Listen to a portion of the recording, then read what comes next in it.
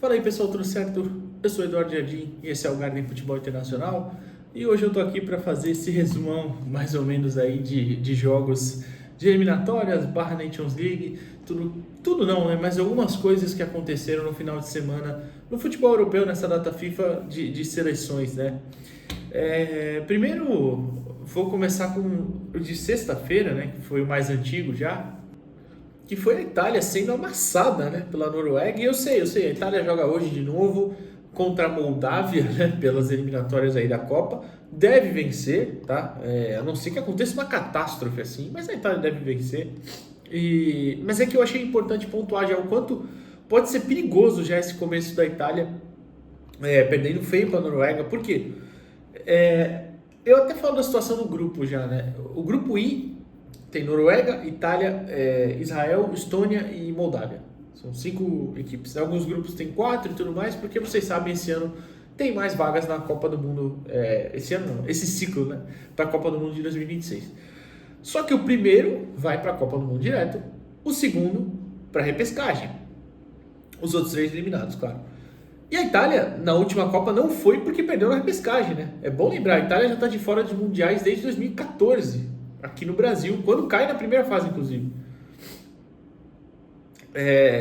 E 2010 também cai na primeira fase, né? Se não estou enganado, lá na África do Sul. Então, a última campanha decente foi o título de 2006, já faz 20 anos já. Meu Deus, eu tô velho. Já vai fazer 20 anos ano que vem. E com a derrota, né, essa derrota na estreia, tudo bem que a Noruega já tinha jogado, a Noruega completou 3 jogos e 3 vitórias, né, tem 9 pontos. Israel tem 6, a Estônia tem 3, a Itália tem 0 e a Moldávia também tem 0. Como eu falei, a Itália deve vencer hoje, nessa segunda-feira, né? Eu estou gravando domingo à noite, mas o vídeo vai ao ar segunda-feira. A Itália deve bater os seus 3 pontinhos ali. Só que aí, pensando em uma projeção, hoje mesmo a Noruega pega a Estônia.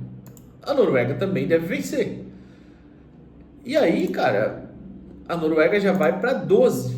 A Itália ficaria com 3. Claro, ainda tem o retorno, mas o primeiro confronto já bateu a Noruega, né? E aí vamos pontuar aqui que a Noruega vence todos os seus jogos, a Itália também. E tem o confronto direto depois na casa da Itália, no segundo turno aí da repescagem, das eliminatórias, perdão. A Noruega só precisaria de um empate, né? Para ir para a Copa direto. Claro, pode acontecer uma bobeada? Pode, evidente, né? Não é nenhum absurdo também. Mas a campanha até agora da Noruega é muito constante, né? São 3 vitórias, são 10 gols feitos, 12 gols feitos, só 2 sofridos, um saldo de 10, 9 pontos. Como eu falei, deve vencer a Estônia hoje. Pode ser que dê ruim, né? Mas deve vencer a Estônia. Então, assim, é uma campanha, né, bem consistente. A Itália também deve vencer. Nem Estônia, nem Moldávia, muito menos a Moldávia, não são seleções párias, né, para brigar ali. Israel um pouquinho melhor, mas nada demais também. Noruega é muito superior à Itália também. Então vai ficar entre as duas, certamente. Mas acende alerta aí, né? Acende o alerta. E aí eu levo a pontuar, né? Esse vídeo, acabou que eu nem falei no começo, né? Esse vídeo vai falar sobre a Itália, vai falar um pouquinho só sobre a Inglaterra e sobre a final da Nations também por cima, entre Portugal e Espanha, né? Portugal sagrou-se campeã, né? Bom, mas a gente teve ali, na sexta-feira, né, nessa partida, uma Itália que já perdeu seu treinador, né? O Spalletti foi demitido nesse domingo, não sei quem vai comandar a equipe no jogo de segunda. Eu vou até procurar aqui, de repente aparece alguma coisa. Deixa eu ver. Spalletti demitido, né? Vamos ver quem comanda. De repente a gente já vê aqui na internet, né? Alguma coisa do tipo. Alguma apuração. Não tem nada. Pelo menos eu abri aqui na matéria da ESPN. Enfim, tanto faz. Só para dar um contexto aí, né? Foi demitido, a gente não sabe quem vai comandar, mas deve vencer porque é um time horroroso que a Itália vai enfrentar.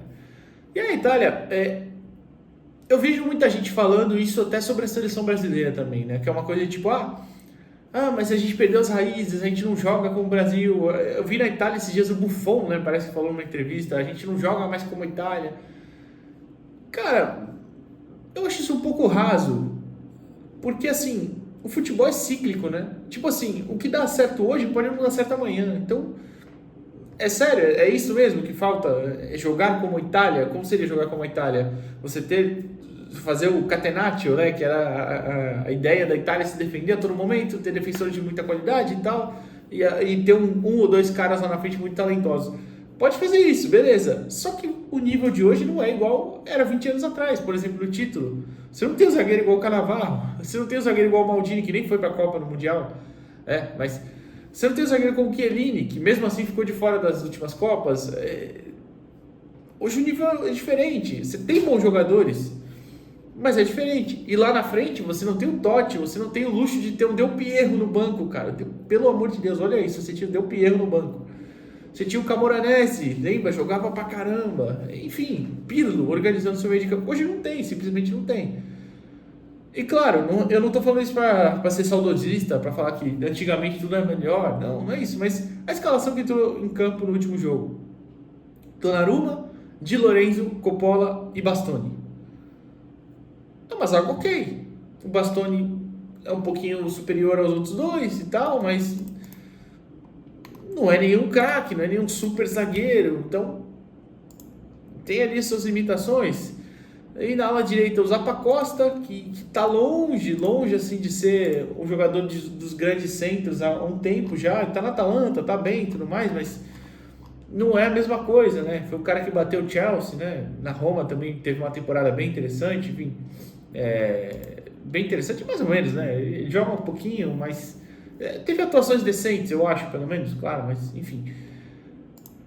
Aí você tem o Barella, claro, baita jogador, o Rovella, o Tonali, também aí já uma trinca de jogadores de um nível mais alto, e o Dodi no lado esquerdo, também um jogador que fez uma temporada bem interessante lá pelo Tottenham, né? Apesar da bagunça que é o Tottenham, vocês sabem. E aí você tem Raspadori e Retegui. Retegui artilheiro da Série A, né? Bom jogador. Raspadori também é um jogador interessante e tudo mais, mas você vê, não tem nenhum grande nome e tal. Então não sei se é necessariamente... Eu falei a escalação só para falar o ponto principal, né? Não sei se é jogar como a Itália, não sei se é isso que falta, mas a Itália teve a posse, por exemplo, contra a Noruega, controlou o jogo, entre aspas, controlou a bola, teve a posse, mas a Noruega sempre que espetava era caixa. Foi 3-0 e assim, teve chances para fazer mais. Foram situações que o Donnarumma faz uma defesaça, o Berge perde um gol, o Berge volante, né, norueguês, muito tempo de Premier League, né, nem sei onde ele está hoje, eu até vou ver aqui, mas jogador bem interessante também, perde uma chance clara, tá no Fulham. E assim, poderia ter sido mais. A Noruega, quando eu falei de controle, a Itália teve o controle com a bola no pé, mas o ritmo do jogo, a Noruega controlou, mandou bola na trave, enfim, e abre um 3-0 e uma facilidade muito grande, né? Uma facilidade que você se assustou. Foi 3-0 no primeiro tempo só. Gols do Sorloth, do Nusa e do Haaland, né? Então, assim, eu não sei se necessariamente é jogar como Itália, mas é fato que a Itália nos últimos anos não corresponde, por mais que tenha vencido uma Euro, inclusive, né, em cima da Inglaterra, mas os últimos resultados já não são tão legais, né? Derrota para a Espanha, derrota para a França, derrota para a Alemanha, enfim, quando enfrentou adversários de mais alto nível, ou como a própria Noruega agora, que é um bom time, mas não é do mais alto nível, não consegue corresponder. Aí, é claro, a gente parte para o lado que eu volto aqui a falar. Será que tem qualidade para isso, para concorrer no mais alto nível? Eu acho que não, mas não era para estar nessa situação, né? De penando para classificar para Copas, não conseguindo classificar para as duas últimas, e agora até eu acho que vai classificar para essa, tá? Mas ficando em uma situação de não ser a classificada direta, por exemplo, né? A Noruega, que, se eu não estou enganado, não vai para mundiais, né? Desde 98, né? Eu vou até conferir aqui para ver se eu não estou falando besteira, mas eu acho que desde 98. E aí você fica atrás, né? É isso mesmo, desde 98. Que quando fez o Brasil, inclusive, mas cai nas oitavas de final. Enfim. Então acho que precisa ser uma reflexão muito mais profunda do que a jogar como Itália. Realmente, o jogar como Itália eu não sei se é a solução, até porque as grandes chances foram da Noruega na sexta-feira. A Noruega assustou muito mais, a Noruega a todo momento parecia que se forçasse faria mais gols. Então eu não sei se é só falta de qualidade, eu não acho que seja isso, até porque você olha o time da Noruega, não é grande coisa acima do da Itália. Eu acho até que a linha de frente é muito mais qualificada, né? Mas o restante do time, ok, tá tudo ali no mesmo nível. Enfim, agora eu passo para Inglaterra e Andorra, que foi um jogo assim lamentável. Falar bem da verdade, foi lamentável de assistir. Foi um jogo que a Inglaterra vence por 1-0, mas um futebol preguiçoso, um futebol que tudo bem, tá na frente, né? Vai classificar meio que por osmose, né? Tipo o Santos subindo na Série B no ano passado, né? Não jogava porcaria nenhuma, mas era tão melhor que os adversários que subia, né? Ia subir. E a Inglaterra com essa vitória, né? Sobre Andorra, chega aí aos 9 pontos, né? O grupo atualmente está Inglaterra com 9 pontos, 6 gols feitos, nenhum sofrido, são 3 vitórias em 3 jogos. A Albânia é o segundo com uma vitória, um empate e uma derrota. A Letônia é o terceiro com 3 pontos, uma vitória e uma derrota. A Sérvia é a quarta com 1 ponto, um empate. E Andorra é a última do grupo com 0 pontos, né? 3 jogos, 3 derrotas. Tanto que nessa rodada a Inglaterra joga dia 10, terça-feira, né? Contra Senegal, mas em amistoso, né? Não joga pelas eliminatórias. O grupo vai ter os jogos acontecendo, mas sem Inglaterra. Foi um jogo muito fraco mesmo. A Andorra não tinha a menor condição, mínima condição de sequer assustar a Inglaterra. Então era um jogo que era óbvio que a Inglaterra ia vencer. A questão é que a dificuldade que isso foi feito talvez seja preocupante. Tudo bem, tiveram alguns reservas jogando, jogadores que, né, estão em um nível na fila ali da hierarquia mais para baixo e tal, mas mesmo assim, compara com o time de Andorra que não tem condição, né? Que você vê que não tem a mínima comparação.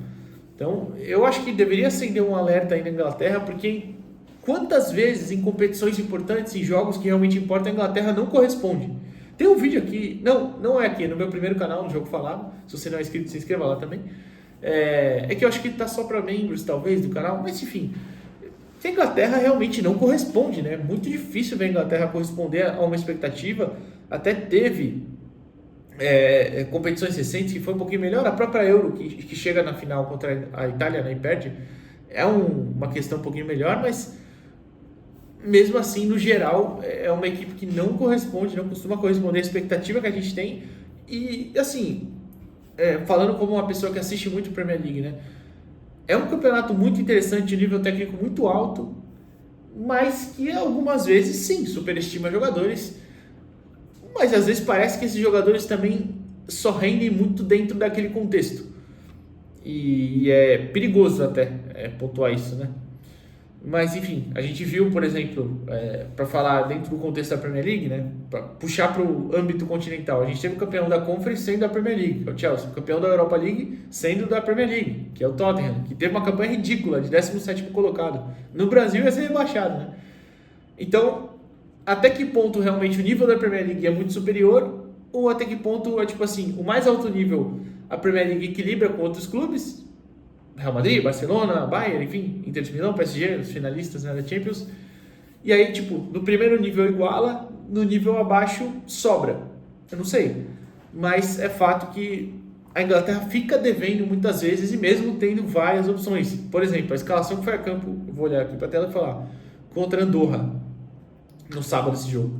Pickford, Curtis Jones, Konsa, Burn e Reece James. Jude Bellingham, Jordan Henderson, Rodgers, Palmer e Madueke, e na frente o Harry Kane. Entraram Alexander-Arnold, Eze, Rice, Gordon e o Gibbs White. Ou seja, entraram jogadores talentosos de várias posições, jogadores de diferentes características. Teve um lateral super ofensivo com muito talento, que é o Arnold, claro. O Eze, que é um meio armador criativo, de chegada e muito talentoso. O Rice, que é um volante de construção, um volante que também tem um passe muito interessante. O Gordon, que é um ponta driblador, velocista. O Gibbs White, que é um camisa 10 que chega até a área. Enfim, você teve ali vários jogadores de características diferentes.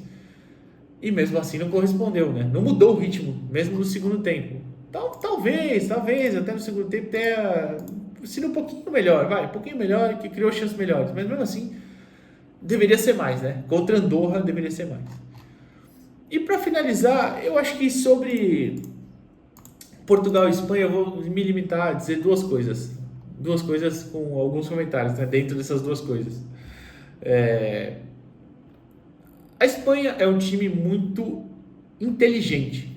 É muito... Claro que o Luis de la Fuente tem os seus erros. Acho que é um técnico ainda um pouco inexperiente para estar na seleção, mas que tem um trabalho muito bom. É inegável que o trabalho dele atualmente ainda é muito bom.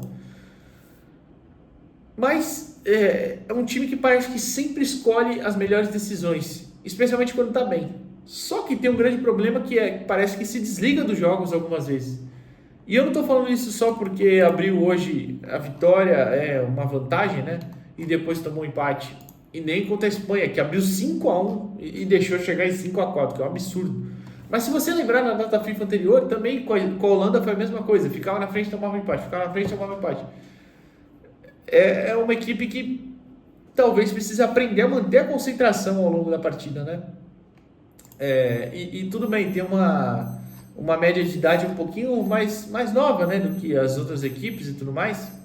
A Espanha tem uma média de 24 anos. Portugal, se bem que Portugal hoje é 26,5, não era tão longe assim. Mas, enfim, é uma equipe que acho que dentro das suas possibilidades entrega muito, mas ao mesmo tempo falta aquele algo a mais para estar pronto para os grandes palcos. Estou falando eu aqui de uma equipe que foi campeã da Euro, né? Mas digo assim, em alguns momentos parece que tipo, eles vão moscar, em algum ponto eles vão moscar. Então isso é importante. Mas dentro dessa equipe tem vários nomes aí. Eu não preciso nem falar do Lamine Yamal, que hoje nem jogou bem, né? Lembra, eu estou gravando domingo, tá? Hoje nem jogou bem, mas é um espetáculo de jogador. Tem 17 anos, esse menino tem 17 anos e já fez a temporada que fez esse ano. É um absurdo. Tem o Oyarzabal, que é um cara que eu gosto muito, é muito inteligente, é um jogador muito inteligente. Jogador inteligente me chama muita atenção. O Nico Williams, que é um cara que, além de ser muito habilidoso, também tem uma tomada de decisão muito boa também para ser um menino tão jovem igual ele é, né? Ainda tem lá seus 22 anos, e que talvez nem tenha feito uma temporada tão boa igual a temporada passada, por exemplo, né? Pelo menos em questão de números de efetividade lá pelo Bilbao, temporada passada ele foi mais efetivo, mas também fez um bom ano esse ano. Mas é um jogador também muito habilidoso, muito inteligente, gosto bastante também. Enfim, poderia citar outros vários aqui. O Pedri, o Pedri é um jogador espetacular também. O Merino, que hoje foi reserva, mas também é um jogador muito interessante. A gente já falou aqui no canal, inclusive, o quanto ele foi importante sendo centroavante no Arsenal em muitos momentos dessa temporada. Poderia falar do Royce, né, que agora foi para o Real Madrid, baita zagueiro também, um zagueiro muito, muito bom e muito jovem. Enfim, é um time aí para muito tempo. Só que eu acho que às vezes precisa focar nessa questão da concentração. Talvez também falte um camisa 9 definidor. Eu acabei de elogiar o Oyarzabal, né, claro, mas ele não é aquele camisa 9 matador sempre, mas é um jogador muito inteligente, gera muito jogo, sai da área, sabe associar, sabe abrir espaços, sabe ler os espaços também, que é muito mais importante. Enfim, mas é uma seleção muito pronta para os grandes palcos.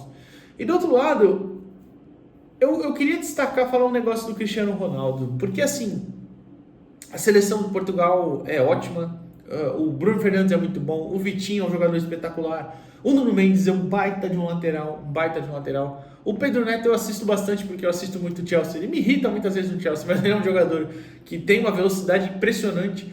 É um ponto que às vezes falta um pouquinho de melhor escolha ali nas jogadas, mas é um ponto interessante.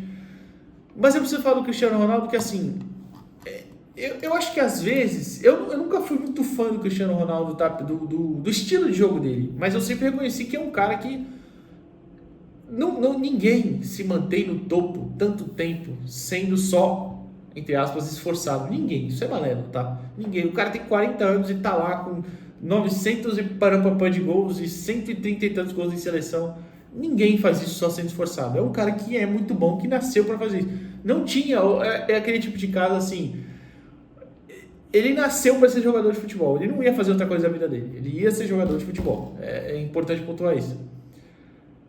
Mas assim, eu acho que o pessoal às vezes subestima ele por ele não ser um cara dos mais plásticos. Ele não é um cara que tem uma mudança de direção, por exemplo, tão bonita igual, sei lá, o Neymar tem, o próprio Yamal tem, agora o Doué surgindo no PSG também, que é um driblador assim, que é bonito de assistir. Enfim, talvez não seja um cara que conduz a bola daquela forma tão chamativa igual o Messi, com ela perto do pé aqui, só toquinho, carregando e percorrendo grandes distâncias e tirando marcadores com facilidade. Ele talvez não seja esse cara, mas há muito valor em reconhecer outras coisas. O quanto ele sabe se desmarcar, o quanto ele finaliza com a mesma facilidade com a direita, com a esquerda, cabeceio, enfim. E o quanto ele consegue manter... Claro, o físico dele não é o mesmo agora, com 40 anos, do que era com 28, 29, óbvio. Isso é para todo mundo, né, gente? É impossível de fazer. Nem o LeBron James, que para mim é o atleta mais espetacular que eu já vi na minha vida, consegue manter o mesmo nível agora com 40, acho que ele tem 38, LeBron, 39, sei lá, do que ele tinha 28, 27. Mas mesmo assim é muito impressionante. E como eu disse, eu não sou o maior fã assim, não paro para ver jogar o Cristiano Ronaldo, mas há de se reconhecer que tem muito valor. O quanto que ele fez durante a carreira dele aí, o tempo de alto nível que ele tem, a longevidade, né? E claro, o talento também. Ninguém chega nesse nível só sendo esforçado, gente. Isso não existe. Então, é um dos grandes jogadores da história do futebol e assim, o mais longevo deve ser ele mesmo, de verdade. O mais longevo deve ser ele. Mas há de se aplaudir e de reconhecer o quanto ele mudou essa seleção portuguesa, que diferente de que muita gente acha, eu não acho que era um horror sempre, tá? A seleção de Portugal do Felipão de 2004, o Cristiano era um coadjuvante. Figo, Deco, tinha outros jogadores na frente. O Felipão monta uma seleção que foi muito, como é que eu posso dizer? Ela defensivamente era muito boa, muito interessante, mas era um grupo, eu não queria falar um grupo muito unido, eu ia falar coeso, não sei se é essa a palavra certa, mas era um grupo que dentro das suas limitações fazia muito bem. Chegou a um quarto lugar de Copa do Mundo, coisa que não acontecia desde 66 com o Eusébio, o grande craque, falando em talento puro ali, para mim o grande craque da história de Portugal, até surgiu o Cristiano Ronaldo, enfim. Não acho que sim foi essa porcaria que muita gente fala, não. Mas é fato que agora tem uma geração muito melhor do que tinha, por exemplo, em 2014, que era um time bem mais limitado. Mas enfim, Portugal campeão e com justiças. Se fosse a Espanha também seria justo, tá? Mas acho que foi uma final bem interessante que aconteceu hoje. É isso. Comente aí o que você achou sobre todos esses jogos, esses temas. Se inscreva aqui no canal, deixa o like no vídeo. Lembrando, eu sou o Eduardo Jardim e esse é o Garden Futebol Internacional. Até a próxima, pessoal. Valeu.